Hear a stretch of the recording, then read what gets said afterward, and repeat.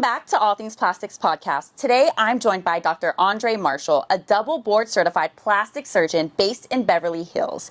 But this journey started far from the spotlight in Weatherford, Oklahoma.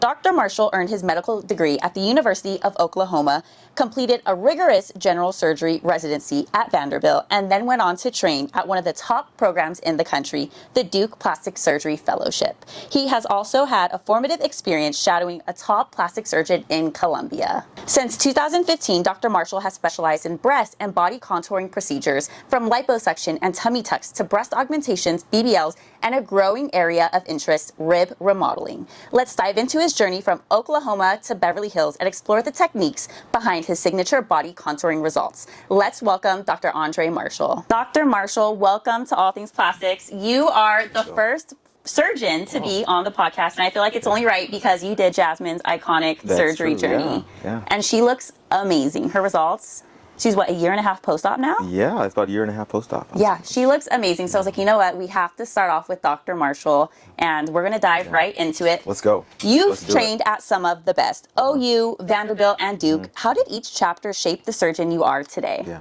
I think it's important to diversify anything in your life. It's good to diversify your friend group, your education, your experiences. And so I'm born and raised in Oklahoma, so I had great education there. Went to a public med school, which I'm very glad for because I came out without a lot of debt. And then I went to Vanderbilt because it had one of the best general surgery training programs in the country. Yeah. I didn't know I wanted to do plastic surgery, but I knew I wanted to do something in general surgery, so that was the best place for me to go, and you got the best hands-on experience as a general surgeon. And then once I decided I wanted to do plastics, then Duke was just such a well-known name for education, for reconstruction, so it was only a natural fit. And I liked warmer weather, so I wanted to stay kind of in the South, so Duke just made the most sense. Do you feel having that general surgery background and experience really shaped you to become a better plastic surgeon? For me personally, I do think it did because I dealt with so much reconstruction and trauma that I've worked everywhere on the body, so I feel so much more comfortable as a plastic surgeon now that I had that general surgery experience. Do I think it's absolutely necessary? I don't, but it certainly helped shape the surgeon that I have become today. Now, coming from a small town in Oklahoma to Beverly Hills, that is a transition. Were you like, what the hell is going on when you came from Oklahoma? Was it a total culture shock? I honestly never thought I would live in California. Believe it or not, when I was interviewing for plastic surgery fellowships, I had an interview here in Los Angeles, and I just didn't show up because I said I would never live in LA. I don't want to pay rent, $2,500 a month, and have a roommate. So I never even showed up for my interview. And so after I finished at Duke, my plan was to go back to Oklahoma and do breast reconstruction. And at the last minute, I had an opportunity to do a fellowship in Orange County, Laguna Beach, and I was like, this sounds too good to be true. So I took it, and that's history. I've been in California ever since. You made the jump. I made the jump. Yes, so we're so glad you're here. Now, there are a lot of surgical differences and trends coming from the South, the East Coast to the West Coast. What have you seen, and especially in patient expectations? Because we deal, to be fair and honest, we deal with a lot of people with money. With money, they expect a certain result and to get treated a certain way. Do you see a big difference? I think wherever you go in the country, you're going to see different trends in plastic surgery. If you're in the South, you're in Texas, you hear that term, everything's bigger in Texas. So I do notice that you'll see larger breast implants when you're in Texas versus more of kind of a more moderate and conservative breast implant look here in California. Now OC is kind of the exception there. In Orange County, the implants are pretty big. But I would say in the South, people are not coming in asking for that 25-inch waist. They're not asking to be snatched. A lot of moms just are happy with a little bit of extra skin removal, and so you'll see a lot of tummy tucks done without liposuction. Whereas here, we're dealing with a population that is deciding, are they going to go to TJ or Columbia to get super snatched, or do they want to stay here in Southern California? So I feel like the expectations are a little bit higher, especially in regards to body contouring. So, and there's a lot of competition here. We're in Beverly Hills. There's no less than, several hundred plastic surgeons within this triangle. So the pressure is extremely high in California versus, in the South. For sure. And do you think the patients coming into your practice, getting consultations, do you think that they're influenced by what they see online? Absolutely. I mean, most people will say, how did you find us? It was either Facebook or Instagram. And when people kind of convey what they want to look like, they'll pull up some Instagram model or somebody they saw online. And so without the internet, plastic surgery today would not be what it is. And so, yes, heavy influence. 100%. Now, speaking on social media and trends, we are going to get into a big one, rib remodeling. Now, some surgeons call it unsafe or too extreme. How do you respond to that criticism surrounding the procedure? There's a saying, you can't hate from outside the club because you can't even get in. Period. So, you know, those hating on it, what is their basis? There was a time, going back to general surgery, where everyone had the gallbladder taken out open through a large scar. And then somebody invented small little ports in laparoscopic surgery, and they said this will never work. And now that's essentially the only way you'll ever see your gallbladder taken out. Anything that's new is always going to be met with controversy, no question. You know, I would never do anything that's going to jeopardize my patient's safety or something that has not been tested. I'm usually not the first person to ever do something, but I learned this technique from some surgeons in Brazil who've been doing this for a long time, who have lots of numbers and lots of follow-up. Just like with anything, in the wrong hands, without proper training, it may not be safe. But this trend is here to stay. You see more and more surgeons doing it. It's just amazing. Every time I flip open the computer, somebody is training in rib remodeling. Yes, and right now you're one of the few surgeons openly performing rib remodeling in Beverly Hills, and I feel like that's why it's so controversial.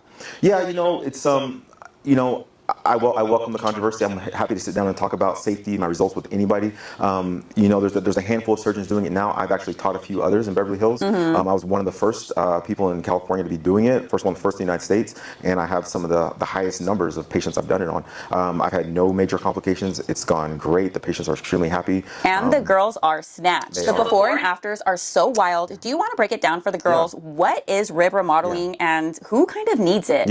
I always, you know, there are some people who just naturally have a boxier waist, and no matter how much lipo you get, you can even do a tummy tuck, you just don't have that waist to hip ratio that you're looking for. And a lot of people just want, you know, they may have a 29-inch waist and they'd be happier with a 26 or 25. So with rib remodeling, the ribs are not removed, they are only remodeled. And what I do is I make a small little cut in the rib with the same instrument that a rhinoplasty surgeon uses to cut the nose. It's the same instrument. It's called a piezotome.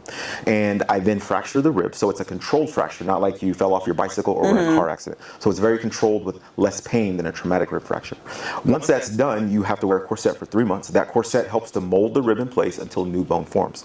Once that new bone forms, then you have your new small waist. And I feel like a lot of girls out there, they want to get it done, they're seeing the trend, but they're hearing you're breaking ribs. And people are freaking out, like, what do you mean? Don't we need our ribs to protect our vital organs? So when you use the term fracture and you're using such a small instrument, it makes it less scary.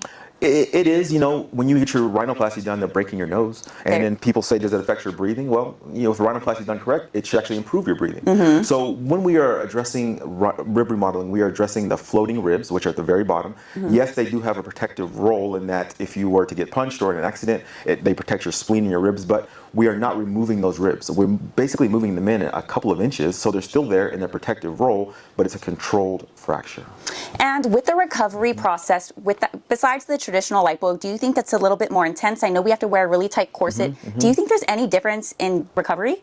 I think it's a little bit more intense because you have to sleep in the corset. Lipo itself is, if you've had it, you know, it can be uncomfortable for a few weeks, but trying to wear a corset for 23.5 hours a day for 3 months, if you can't commit to that, you shouldn't do the procedure. But also, that's just not something that's comfortable, but it's just part of the process, and the result's worth it. Yeah, and girls, if you're complaining about having to wear a faja and it's hot and it's uncomfortable, really second guess if you're going to be able to wear a corset, because that is 10 times worse in my opinion. And do you think, you know, with the rise in snatched waist and Barbie-like figures, do you think rib contouring and remodeling is here to stay? I 1000% believe that it's here to stay. I know just based on the number of people who are calling and asking me for help and tips, and just seeing some even older surgeons in Beverly Hills, I see them going and getting training. These are surgeons who are well established, but they're having patients come in and ask for it, and they don't want to lose that opportunity or that patient. So I think it's here to stay. I don't see it going anywhere. Now, you also specialize in body and breast contouring, from lipo to breast lifts and augmentations. What procedure do you think offers the most dramatic transformation for your patients? I would say, in general, anything that, if you're looking for ultra dramatic, it's probably going to be anything that has to do with the body. And that's usually going to be either a high volume lipo or a combination of a lipo and a tummy tuck for somebody who's got muscle damage from having kids. You know, you could have a small breast augmentation, you can have a large breast augmentation. It'll make a dramatic difference for you, but when you really contour the body with lipo 360, the front to back, that probably makes the biggest difference in my opinion. Definitely. Now, for breasts, you do a lot of breast lifts, augmentations. What's the biggest misconception patients have about augmentations versus lifts? in general, one of the biggest misconceptions is I got a breast implant, I don't need to wear a bra. Ooh. To me, that is the biggest fallacy or the biggest mistake patients make because... And to be fair, I am one of those patients. I will be truthful here. I get it. Like, I mean, bras are, I've never worn one personally, but I understand they're uncomfortable. And if someone's starting with like an A cut breast and they're getting a small implant going to B or small C, they probably don't necessarily need a bra. But in California and, you know, places that do some large augmentations, those implants, 400cc implant weighs a pound. And so that's just 2 pounds on your chest as you're walking and bouncing around all over at work or wherever. And that's going to continually stretch those tissues over time. And that's why you see more surgeons nowadays using some type of soft tissue reinforcement like meshes just for that purpose. Now, back in the day, they were like, should we sleep with the bra? Like, is this going to help gravity? And surgeons were like, no, like you can't help gravity. They're going to fall. So do you think it's beneficial to maybe sleep with a sports bra, something soft, if you went from an A to a C cup or whatever? Here's what I find is that a lot of people have submuscular implants. I do some under the muscle, I do some above the muscle nowadays. It just depends on the patient's wishes, desires, and anatomy. A lot of people will sleep on one side or the other. They'll sleep on their left side. And then when you get them in the operating room table, they'll lay on their back. You'll notice that left implant slides off of their chest because they've always laid on that side. So for you women with implants, go home, lay down on your back and see do your implants stay where your surgeon initially put them or are they going off to the side. Oh my goodness. And I sleep on my right side. I wonder, your shit's going to be all the way on the other side. Well, it's very common to have those slide off the chest. And so I do feel like wearing a sports bra at night does kind of help keep those where they are, because in America we use a lot of smooth implants. We don't use textures as much as other countries do, so those implants can move around freely and they're more likely to expand that pocket, and that's why we do a lot of breast revisions. So girls, you're hearing it first, we're going back to sleeping with a sports bra. Or you're just going to give us more revisions in business, I guess. There you go. It's up to you. Now, let's talk about the BBL. Now, we're not going to talk about, everyone thinks that if you're going to get a BBL, you're going to get this big video vixen booty shape. And yes, that is achievable, but you also offer a skinny BBL, which a lot of people are curious about because it's very different from the traditional BBL. Who is this best suited for? Patients with small BMIs, smaller petite girls? Who are you doing them a lot on? You know, every day I get people who want something different. And the vast majority of women want something that looks natural. You know, nobody really wants. I mean, I operate on a lot of moms. They have young kids. They're at school functions. Nobody wants to be the center of attention for the most part. I think each surgeon gets a different type of patient population. I get a lot of middle-aged moms, which is great. I do get people who are, you know, models and on OnlyFans, and they're wanting something large, and that's fine. It's just that a lot of people may need 1 to 2 or 3 surgeries to get there. But you know, patients with low BMIs are perfect for what I call the petite BBL, because a lot of surgeons will tell them to go gain 20 to 30 pounds. We hear that all the time, and it's like, wait, what? And if your surgeon needs you to gain 20 to 30 pounds, that to me is always a red flag, because just because you gain that weight after surgery, you now have to maintain it. Otherwise, you're not going to keep that fat. So you have to do surgery at a weight that you are comfortable with. A lot of patients will come in and say, I want to get surgery, get my BBL, and then I want to go on a diet and lose weight. And I say that's not the right approach, because you don't want to lose all that hard work that, you know, your surgeon and you yourself have obtained. So skinny BBLs are great for patients lower BMI. I specialize in, you know, BMI as low as 19 to 20, and those who don't want to gain 10, 15, 20 pounds, and for those who've been told they don't have enough fat. Now, touching on BBL maintenance, a lot of people and girls think they can just get surgery and never touch the gym again, and I've been preaching to the choir over here, but we are now going to hear it from a surgeon. How important is BBL maintenance? There's a misconception that once you get lipo, you're done, the fat can't come back. When we do lipo, we never remove all the fat in any given area, and when you see these girls with those lumpy, bumpy abdomens, that fibrosis, that's usually over-aggressive superficial liposuction. And so those patients who've gone, especially to other countries or that's what I was going to say. I've seen a lot of girls with what you just described coming from other countries when they're trying to do vigorous HD lipo. They do it and it's over-aggressive. Now those girls, when they gain weight, they've basically been, you know, lipo so thin it usually doesn't come back there. I typically remove about 90% of the fat in any given area. I want the contours to look nice and smooth, so I leave some behind. If you do gain weight, you will see it go to those areas that are possibly left behind, and you'll see it go to your butt as well. So a lot of the large oversized butts that you see nowadays are patients who've had BBLs 5-6 years ago, and they've let their weight go, and all of a sudden now their butts are huge, and then they say, oh, I went to XYZ surgeon, and I know that wasn't possible with one round. So usually it's due to lack of maintenance. Now, when do people look good after BBL? I think a lot of people look good in that first month, the second month. As the swelling continues to go down, you kind of start to see your final result closer to 4 to 6 months. But if you never step foot in a gym, if you never practice good nutrition, you will not look as good 2-3 years from now as you did right after surgery. Things start to drop, correct? They start to drop. Gravity never takes a day off.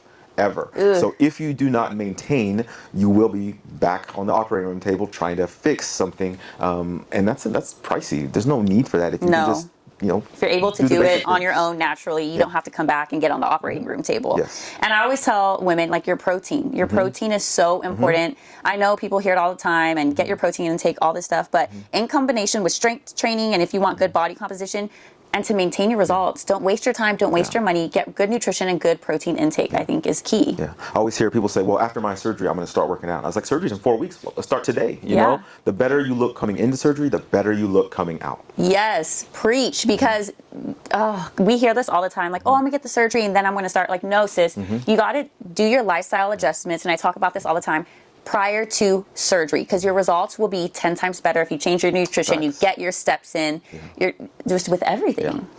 That's so important. Now, do you find patients who treat their surgery as an investment in their lifestyle have better long-term outcomes? Like, I invested so much into myself that I am going to do everything I can from face to body to breast, that their outcomes are typically better? Yeah, I think the patients who get the best results are those who have done the research, because what I hear the most is people say, well, I had a BBL a few years ago, but I didn't do any research, I didn't follow any post-op instructions, I sat on my butt right away, I ate whatever I wanted, but this time I'm ready, this time I know what to expect. And so I think a lot of people think plastic surgery is like a one and done, and I got surgery, and I paid my money, and that's it. And so that is the wrong way to go about it. So, and then they try to come back and say, oh my God, you said my results would last 5, 10, whatever plus years, and look at it now. It's like, okay, well, what are you doing? What have you been doing? Yeah, and a lot of patients will come and say, you know, oh, I had a BBL by so-and-so surgeon, and now look at me now. And I'm like, I know that surgeon very well, and I know that surgeon did great. And I'll ask, well, has anything changed? And they'll say, well, yeah, I gained, 15, 20 pounds. Well, that will certainly affect the result that you previously had. So, like going back to maintenance, it's so important. We all gain weight around the holidays. It wouldn't be a holiday for me if I didn't gain 10 pounds between December and January, but I get back on the wagon, I'm back in the gym, and I try to live somewhat of a lifestyle that I want my patients to live as well. You may see me cooking a lot of food on Instagram because I believe in, like you said, a lot of protein, and so practicing what you preach. And so I try to avoid a lot of carbs, but I'm definitely going to maintain my protein just like I expect my patients to post-op. Now, we're going to talk about J-Plasma, VASER, and high definition contouring. Now, you use VASER lipo in your practice. Can you tell the girls, because they go in just thinking about lipo, and then they come out of their consult and they're like, oh shit, the surgeon said they offer VASER, J-Plasma. What is this? What does it do? Why is it so much extra money? Do you want to kind of explain how it works and how it's different from traditional lipo? Yeah, so I guess traditional lipo would basically be, we put a fluid called tumescin in, which has pain medicine, and epinephrine, which helps decrease bleeding. You put that in, and then you start removing fat. What VASER does, and I use VASER on all of my liposuction cases, every single one it's included. VASER actually goes in and it helps to break up the fat so that it allows for smoother extraction. I see personally less contour irregularities because most of that fat has already been broken up from the surrounding tissues and structures. I see better high definition when I use VASER, and so that is why I use it. Also, I don't get tired as fast because now that VASER has broken up the fat, I don't have to use as much manual strength to remove it. And so when other surgeons are getting tired after removing 2 to 3 liters, I can do multiple X times above that because the VASER has helped to break up that. Why wouldn't all surgeons want to use VASER lipo? Is the instrument just too expensive? Is the technique different? You have to learn this new technique, or what's the reasoning? If you're operating at a surgery center that doesn't have it, so you don't have access to, and it is expensive. It is an energy-based technology, and just like with anything that has energy, there is a risk of injury to the patient if you don't know how to use it correctly. So somebody may have used it once and had a bad experience, and now they're like, I'm never going to use that again. So number one, I would say it's cost. Number two, it does add time to the case. On general, I would say I use the VASER for about 20 to 30 minutes per patient, and so I'm going for results at the end of the day. I want the best results. Some people are looking at the clock, counting the minutes to save money on their facility and OR fees, and they want to get in and out as fast as possible, and that's just not my mindset. Now, who is the ideal candidate for VASER? What patients are we looking at for someone to get more definition, even if they're maybe not super lean? Yeah, anybody that I'm doing lipo on is going to be a good candidate for VASER. Okay. Anybody. Where if I do lipo, I'm doing VASER. Sometimes if I'm doing around like liposuction of the chin and neck area, I won't use VASER there. But the arms, the body contouring, I'll use VASER 100% of the time. The only place I wouldn't use it is if I'm doing a tummy tuck, I'm cutting out that lower abdominal skin, I wouldn't do it there.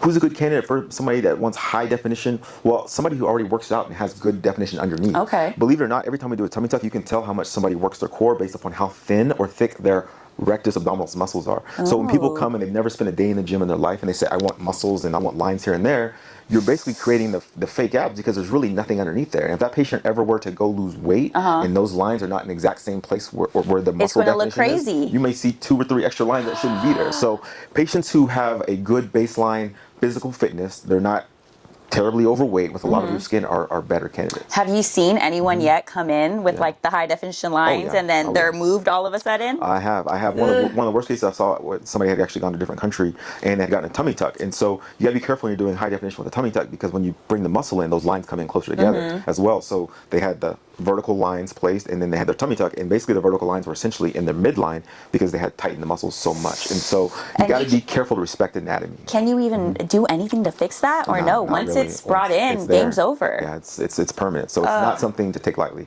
I like to do high definition, but I like to do more of a moderate and soft. If you look at the cover of Elle Vogue magazine, you see models. You don't really see a whole lot of super high definition. No. So my thought is, if you're at the beach, you're at the pool, you've got your bikini on, someone should look at you and not say, "Oh, that's a lipo stomach." You can tell they've had etching. And I feel like in Colombia, they do a lot of high definition, and you know, the girls are on the OR table, and it's just like so sleek. They baby oil up, and it's like, honestly, in real life, when you're looking at it, it almost looks a little crazy. Yeah, I mean, in some cases, some doctors go ham. And I think there's some cultural differences. There's some countries where women, they want that extra look, but for me, it's like, do your arms match your abdomen? You know, how can you have a really, really strong etched abdomen and then you have really flabby arms or really flabby legs? So the math ain't mathing. The math ain't mathing. So that's what I'm taking into consideration when somebody asks me, you know, will I come out with abs? And I said, well, when's the last time you worked out? About 3 or 4 years ago. Damn. I don't think you're going to come out with really defined abs after this surgery. Now, are you realistic with your patients if they come in and they want abdominal lipo and you kind of look at their arms and they're like, hey, girl, like, maybe let's add in the arms. How do you start that conversation without kind of being nasty or mean? No, I mean, every conversation I've had, I usually say, you know, I have large mirrors and I say, what is it that you don't like about yourself? And I like to leave it open-ended, so you tell me exactly what it is that you don't like. I'm not the type of person who's going to suggest other procedures unless I think that it's important to your overall well-being. There are some surgeons who are, oh, you add this or that. They oversell and... Yeah, and for me, it's about, I want you to possibly have surgery one time, one and be done. And I don't want you coming back and say, oh, I wish I had done my arms. Like, if you can't afford the surgery, you can't afford to do it all, keep saving until you can. Yes. Because it will cost you way more to come back and just do your arms by themselves because and to add them on. Supplies and meds and surgeon fees and travel fees if you're from out of country or state, recovery fees. It adds up very quick. So there are patients who say, well, what do you recommend? I would say if this was my wife, my sister, my girlfriend, or whatever, I would say this is what I would be doing. I would go ahead and add the arms just for contouring, just to make sure everything else matches. And so my job as a surgeon is to give my best advice. I'll often say, we all know what the Olympics are. There's a gold, silver, and a bronze medal. I'll say this tummy tuck with lipo 360, that's going to be your gold medal. The silver medal will be liposuction with possible skin tightening. The bronze medal might just be liposuction alone. So nothing wrong with the silver medal, but everyone shoots for the gold. And so I'm going to tell you what I would recommend for my own. The way you break it down like that is so easy. I love it. A lot of surgeons don't do that. Yeah. Well, I just don't want people to come back and say, oh, you were right. I wish I had done what you had said. I wish I had done that tummy tuck. Now I have loose skin. And that's important for patients to have options because, you know, I say it's a decision that you make. It's your body. You're going to wake up and live with it every day. You and your significant other come together, figure out what financially makes sense for you and physically, because I don't want you to be unhappy and come back later. I will say one thing. If somebody has a lot of loose skin and they go and do lipo, especially lipo with like plasma, if they decide later they want a tummy tuck, it makes it extremely difficult to pull down that scarred in skin.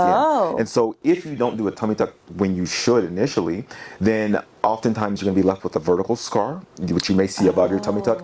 And I find that those patients may have a harder time healing their incision because there's so much tension from trying to pull down tight, and you just don't get as good a cosmetic results. So if you have a lot of loose skin, then liposuction without the tummy tuck sometimes can be damaging to your future prospects. It's more beneficial if you don't have all the funds, you know, don't rush the process, wait, and it's better to get lipo and a tummy tuck at the same time for a better outcome. Yeah, and you know, I respect a few surgeons around town because what I've seen them do in patients who they know need a tummy tuck, they'll lipo great on the back, great on the sides, but then they'll leave actually a lot of fat right here. And I've never spoken to them about it, but I think they understand these patients need a tummy tuck, and they're making their future tummy tuck a lot easier by leaving a lot of fat. Because they know they're probably going to come back anyways. Exactly, 1,000%. Smart. Yeah. So let's talk about J-Plasma. You used to offer it, and now you don't. What is going on? J-Plasma has been around for quite some time, and I think in in select patients, I think it's a good option. I personally, I have the machine, I have the technology, but I have shied away from using it as much because I just wasn't as happy with the longer term results. I think everything looks good for a few months, but after that, I just didn't see long term really good results. And so I was introduced to a device called retraction, which uses some similar radio frequency technology, but to me, it doesn't require the helium.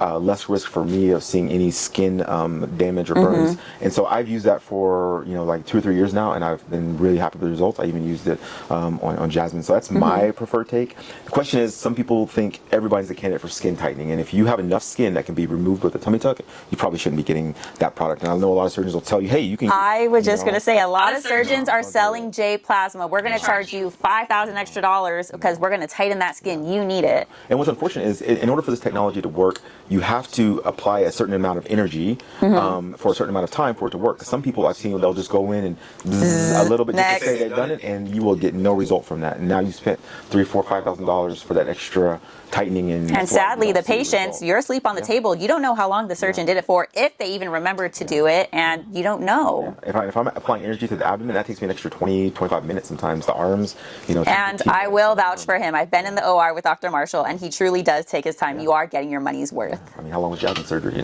A long time.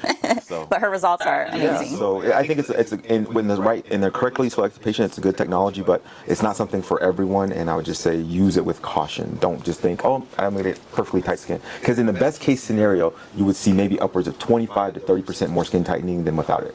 Lipo alone, it's just, when you do lipo, you'll see the skin shrink. It inherently will shrink about 8%. With the skin tightening, you may see an extra 20 to 30%. Now, what about combining VASER lipo and J-Plasma? Are the results even better? I think using anything with VASER is just help my results so much. I see people who have gotten VASER and people think, did you do skin tightening? Because it comes down to how good your skin is. If you have good quality, thicker dermis with minimal stretch marks, you're going to get good skin retraction without any added skin tightening devices. I think when you look at the South American women, they have a lot of African mixed ancestry just based on slave trades and things like that, and they have really thick collagen in their skin. So you see a lot of good results coming from those patients. People with lighter skin, paler skin, thin skin, you typically don't see those good skin tightening results with this. And would you say those type of patients are more at risk for complications with J-Plasma? I wouldn't. I would say it's based upon the surgeon that's holding the tool. Yeah, and that's hard to dictate when you're in a consultation and they bring up J-Plasma. You don't know how experienced that surgeon is with J-Plasma. And that's why sometimes we see way more complications than outcomes. Yeah, I mean, this is an energy-based device. It is delivering energy to the skin. The same energy that we use from the bovie is very similar to the plasma energy. And so if you don't have enough tumescent fluid underneath the skin, you can burn the skin. If you're not applying the energy correctly, you can cause a complication. One of the worst complications I've seen, it wasn't my patient, but as a result from plasma, is using it on somebody who needs a tummy tuck, because that skin doesn't always lay down flat afterwards with your foam and your faja that you're wearing, and so the skin becomes like matted up and wrinkled up, and then it just becomes hard and fixed and firm, kind of like an orange peel that's just been sitting out in the sun. So those patients tend to get they need like a tummy tuck, and it's really hard to do that on later. Now, we're talking all this surgery talk. We need to talk about post-op. We have so many patients that are not reading their post-op instructions, and we say this over and over and over again, and they think that they can go to YouTube or watch a TikTok series, and they're automatically going to know everything. And please tell the girls that they are wrong. Yeah. So if you choose a certain surgeon, you chose them for a reason. So listen to their advice. I give patients a lot of paperwork, and it tells you, when to shower, when to start working out, when you can have relations with your partner. And then patients will often email or call and say, when can I do X, Y, and Z? And that usually tells you this patient has not did not read anything. The patients who are well versed in everything they're supposed to do post-op, I notice they get better results. Their incisions look better. They keep more fat where they're supposed to. Their lipo, everything just looks better. I've had people go straight from liposuction surgery or whatever and go to McDonald's and grab, a fried chicken sandwich or whatever. And I'm honest with my patients, especially when we're taking care of them post-op in recovery, and they're like, hey, I think I'm just going to DoorDash Chick-fil-A. And I'm like, girl, you just spent how much money on your lipo and you're ordering Chick-fil-A? Like, you must have lost your damn mind. I've had patients, we give you, based upon how much fat I remove, how much I put back in, I'll tell you exactly what weight I want you at during surgery. It's a little pink card inside your folder, we'll give it to everybody. And it'll tell you, you come back and you're 5 pounds down, and you say, where's my hips? I lost my hips. And I look in your folder, and it literally tells you the weight goal that we had for you. You know, I had one patient gain 20 pounds in like 8 weeks because, you know, we say at most gain 1 to 2 pounds post-op. 20 pounds in 8 weeks? She thought it was meant to, she was supposed to gain 1 to 2 pounds a week, you know, even though her weight goal was right there in her folder. So patients not reading or following instructions, that could be your own downfall. We don't want that. You spent way too much time and money, pain and recovery. We want you to get the best results. 100%. So avoid going to the Facebook groups, because if you have a problem, contact your surgeon. If you have a question, contact your surgeon. And everyone's journey is different. You can't compare yourself to someone else's surgery journey. They will have a whole different lifestyle than you. They'll have a whole different social everything than you. So you really have to pay attention to the post-op instructions your surgeon specifically gave you, because hey, it might be different than his next patient. You never know. Absolutely. And if you need to clarify questions, call the office, send an email. It's that easy. You guys just really need to take initiative and make sure that you follow everything you're supposed to have the best outcomes. Preach. Yes. Now, last thing, realistic expectations. You know, patients, we say this all the time. We try to say it in a nice way. They come in and they show a picture. We'll use Kylie right now because she's going viral. I want the breast of Kylie. And it's like, hey sis, you're shorter, you're taller, you're wider, your frame's totally different. You can't, please let them know.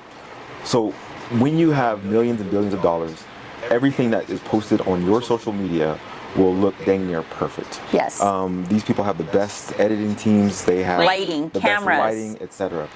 We're in Beverly Hills. We're in LA. I operate on a lot of celebrities. I see everything, and all I can say is everything that you see online, when these people look just like any other human being, when you get them without all those filters and lighting and everything else. When you see them in person. Exactly. So a lot of, you know, I see a lot of people that follow, and it's fine, they follow influencers, they follow models. I like her body, I like her body. But you have to be realistic. If you're showing me somebody who's 27 and is no kids, no kids, never had a tummy tuck, works out, and you say, I want her body, well, what is it that you really want? Because there's a reason why she is who she is. I'm never going to be 6'8". I'm never going to play for the Lakers. I'll never be LeBron James. I've accepted that, you know. I understand what I was given, and I use that to my ability. And so we're not all going to be born to be supermodels. That's just what it is. Yeah. It's fine. I think it's fine to follow them, but I wouldn't idolize them. And I always say you should become the best version of you. You know, yeah, we can move your ribs around, we can do lipo, but I wouldn't say I want to look just like somebody else. We're not changing who you are. We're enhancing what you already have. Yeah, absolutely. And that's hard for a lot of patients to wrap their head around. They literally think you guys, which you are magicians, but they think they can transform them into a whole different person. Absolutely. And we can only enhance what you have. I would say this is one piece of advice I give you is if you're going to a certain surgeon, don't bring another surgeon's wish picks as your wish picks. No. So that's the worst thing. I said if you like that surgeon's work so much, go to them. Well, I can't afford them. Well, that's that kind of irks us a lot. So if you want to come to me, well, show us people that we've done that we like, because we all kind of have our own style. What I actually do is I don't encourage wish picks. What we do now is we print off your pictures that we take at pre-op, and we have you draw on them to show me what you're looking for. I've even taken it a step further. I have them using a photo editing app. It's called Facetune. It's free to download, and we'll give you the photos, and then you go around and play with that, and okay, move your waist around, move your hips around, and then you send them back to us before surgery, so I have those pictures to look at. That, to me, you editing your own pictures of how you want to look is better than you bringing a picture of the Kardashians in. And not a lot of surgeons do that. I don't know anybody. They say bring in a couple inspo photos, bring in a mood board, but no one is telling you sit down, look at your body, and draw and fix what you don't want. Yeah, I think it's important because you're looking and saying, wow, most people don't realize how they actually look. No. A lot of people are afraid to walk past the mirror and look themselves. But now you're forced to look at where you're starting, and then based upon what you do, I can tell you if that's realistic or not. And say, well, if you want your waist this small, we may have to do rib remodeling. If you want your hips this big, then we may take 2 rounds. And so I think that's important, so that we're on the same page. So when you get your breast aug, most people do sizers nowadays, or they do some type of 3D imaging. We really don't have a lot of that for BBLs and body contouring. So that's why I have the patients participate in that process. That's so awesome. I love that. And hopefully more and more surgeons use that technique. And I feel like the patients will have better realistic expectations. Absolutely. And especially seeing from what they're starting with, because you can always pull back the photo and be like, hey sis, look right there. Yeah. And we always send the pre-op photos home with you too, just so so you don't forget where you came from. No, I said hang that on the fridge, so no more late night snacks. It'll deter you. And what is the best way for patients to reach out to you in your office and team and book a consultation and get in? Yeah, we make it very easy. I think one of the most common things we do is you can just go to our website and click the virtual consultation link. There's no charge for that. You basically put out your history, you submit 4 photos. I look at all of those, I give recommendations to my team, and then they call you, and you basically have a phone consult with them. If you want to come in for an in-person consult, that's fine as well. There's a small fee, and you just call the office number on our website, and we'll get you scheduled a consult. Awesome, super easy. Yeah. Well, Dr. Marshall, thank you so much for coming on All Things Plastics podcast and sharing your education with us and answering questions for the girls out there. And if you guys want to check out Dr. Marshall's Instagram and all his great work, you can head over to his website or his Instagram. We'll definitely be linking that so you can see all the amazing work he does and all the transformations. You post a lot of good ones. A lot of mommies out there getting snatched up. I like to post the really large, big transformations, because to me, like, a lot of surgeons will post like a lot of easy cases, straightforward. You start seeing the same thing over and over, but you really can't assess someone's skill until you see the complexity to which they can do. And you just posted one today or yesterday. It was a crazy transformation. What was it? A mommy makeover? Yeah, and so I did tummy tuck, BBL, breast lift implants. But I want to, if you can transform that, then certainly you can do a lot more easy cases. And so that's why I don't post a whole lot. I like to wait until there's something that's like, okay, wow, this is. Yeah. So I don't want to just flood Instagram with a bunch of just, simple, easy cases. Simple if you come cases. in, I'll show you the iPad. You can see hundreds of everything that we do. But for the gram, I like to stick to more complex cases. Yeah. Well, your work is amazing, and Jasmine looks amazing as well. So thank you so much for coming on. It was a pleasure. You guys, we will talk to you next week. Thank you. Bye.